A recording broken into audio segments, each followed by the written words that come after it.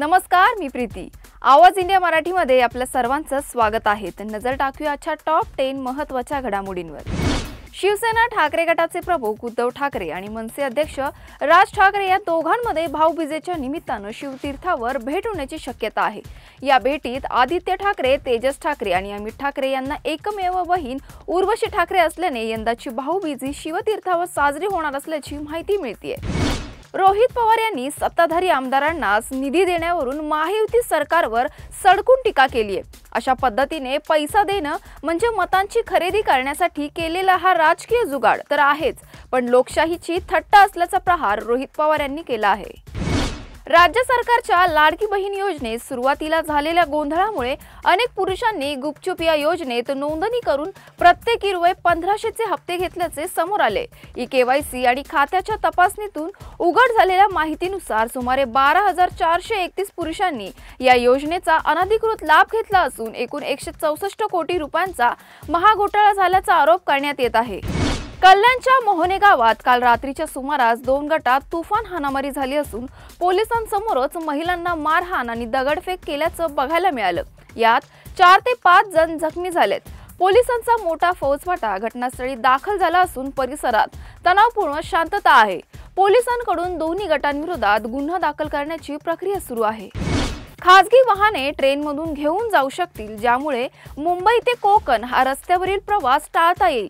कोकण रेल्वेच्या या प्रयत्नामुळे प्रवाशांची गैरसोय टाळण्यासाठी सावंतवाडी, रत्नागिरी आणि संगमेश्वर या प्रमुख स्थानकावर वाहने चढवण्यासाठी आणि उतरवण्यासाठी लवकरच रॅम्प तयार करण्यात येणार आहे। रायगडच्या कर्जतमध्ये एक खळबळजनक घटना घडली असून यात पिसाळलेल्या बैलाचा हैदोस पाहायला मिळाला। यात चालत्या मोटरसायकल स्वाराला पिसाळलेल्या बैलाने धडक दिल्याने त्याचा जागीच मृत्यू झाल्याची घटना घडली आहे, तर एक जण गंभीर जखमी झाला आहे। मुंबई उच्च न्यायालयाने दक्षिण मुंबईतील जेकब सर्कल जवळील ऐतिहासिक धोबी घाटाच्या पुनर्विकास प्रकल्पातील एक महत्त्वाचा अडथळा दूर केला आहे। या ठिकाणी कपडे सुकवण्यासाठी दोरी वापरणाऱ्या धोबी बांधवांना पुनर्विकास प्रकल्पात अडथळा आणण्याचा कोणताही कायदेशीर अधिकार नाही, असा महत्त्वपूर्ण निर्वाळा उच्च न्यायालयाने दिला आहे। मुंबईत शहरभर पसरलेल्या प्रदूषणाने मुंबईची सरासरी हवा गुणवत्ता निर्देशांक 133 वर पोहोचली आहे, जी मध्यम श्रेणीत येते। मात्र AQI संकेतस्थळाच्या माहितीनुसार संपूर्ण मुंबईतील सर्वच प्रमुख ठिकाणची हवा नागरिकांच्या आरोग्यास घातक कॅटेगरीमध्ये आहे। दिल्लीतील प्रतिष्ठित ताजमहाल हॉटेलमध्ये घडलेल्या एका घटनेमुळे मोठा वाद निर्माण झाला आहे। श्रद्धा शर्मा यांना हॉटेलमधील स्टाफकडून अपमानास्पद वागणूक दिल्याचा त्यांनी आरोप केलाय। श्रद्धा शर्मा यांनी सोशल मीडियावर पोस्ट करताना सांगितले की त्या हॉटेलमधील हाऊस ऑफ मिंग या फाईन डायनिंग रेस्टॉरंटमध्ये गेले असताना त्यांनी कोल्हापुरी चप्पल आणि सलवार कमीज परिधान केली होती। त्या मांडी घालून बसल्या असताना रेस्टॉरंटच्या मॅनेजरने त्यांना पाय खाली ठेवून बसा असं सांगितले।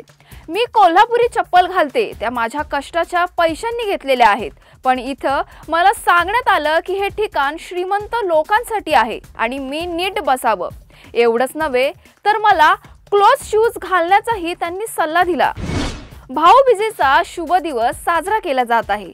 दिवाळीच्या सणाची सांगता करणारा हा दिवस भाऊ बहिणीच्या प्रेमाचे प्रतीक मानला जातो। आजच्या दिवशी बहीण आपल्या भावाला ओवाळून त्याच्या दीर्घायुष्यासाठी प्रार्थना करते, तर भाऊ आपल्या बहिणीला आयुष्यभराच्या संरक्षणाचे वचन देतो।